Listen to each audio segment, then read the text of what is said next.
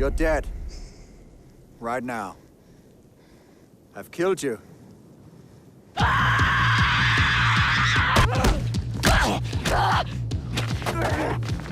You were half asleep. I'll do better next time. Tell me again. Adapt or die. Think on your feet. Even when I'm sleeping. I'm ready. All you have to do is flip that switch. It tells Mister Riegler where we are. Only you can get close enough. She won't stop until you're dead. Or she is. Come and find me. Marissa, we picked up an unencrypted signal below the Arctic Circle. We think it's Eric Heller.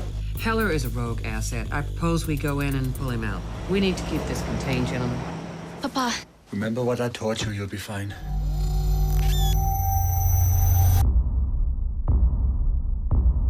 Heller was gone, but we found this kid. We are rolling. Hi. How you doing?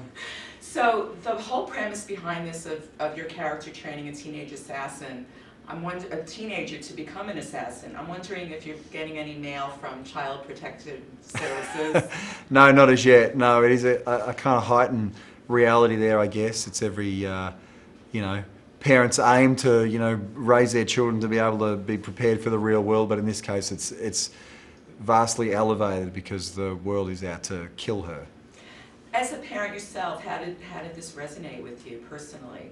Well, I love the kind of fairy tale aspect to the story, but the thing I loved about it was, to me, the film was about the loss of innocence, not only for kids but for adults, you know, and at some point every kid goes out into the world, and I think it can happen even later for adults as well, that you have a seminal moment where you suddenly realise that the world is this big bad place potentially. So I really enjoyed that element of the script.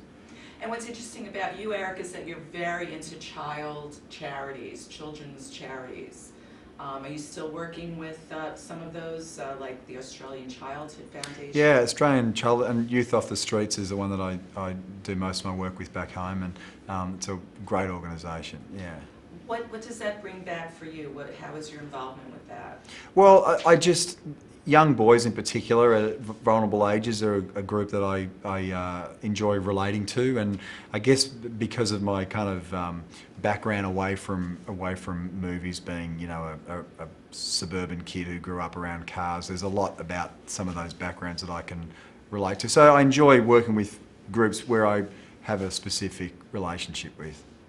Also, you did some really cool fight scenes in this. Mm-hmm. So, did you get hurt at all, or?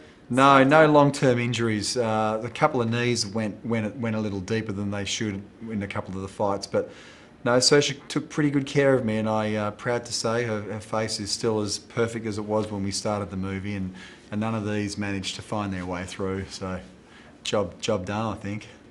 Now you have a movie coming out with one of my favorite people on the planet, Charlie Hunnam. Great. Oh, yeah, love him. yeah, I love, big Sons of Anarchy fan, and working on a movie right now with Charlie, so it's a lot of fun. Yeah, tell me about that film. It's called Blackbird, and it's a little thriller that we're making in Montreal with Sissy Spacek and Olivia Wilde and Chris Christopherson, and it's just very cool script. So Cool cast. yeah, very cool. It's a great set. So now have you talked to Charlie to make an appearance on Sons of Anarchy? Well, actually, one of my best friends plays Tig, Kim Coates in Sons of Anarchy. So I've been on him since day one, because I'm the hugest fan of the show, and it's one of the reasons I was, you know, really keen on getting Charlie into the film.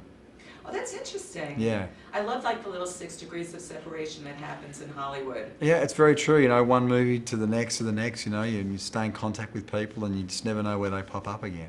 So now in this film, what would you want audiences to come away with? Just a sense of freshness. You know, I think there's a lot of singular components that might feel familiar, but I think the way that the components are put together in this film are very, very original, and that's what excited me when I read the script. Do you think there's a message behind the film at all? Maybe. I don't like to dissect those too much. Yeah, but there potentially is. I mean, like I said, I think, you know, for me the film's essentially about the loss of innocence.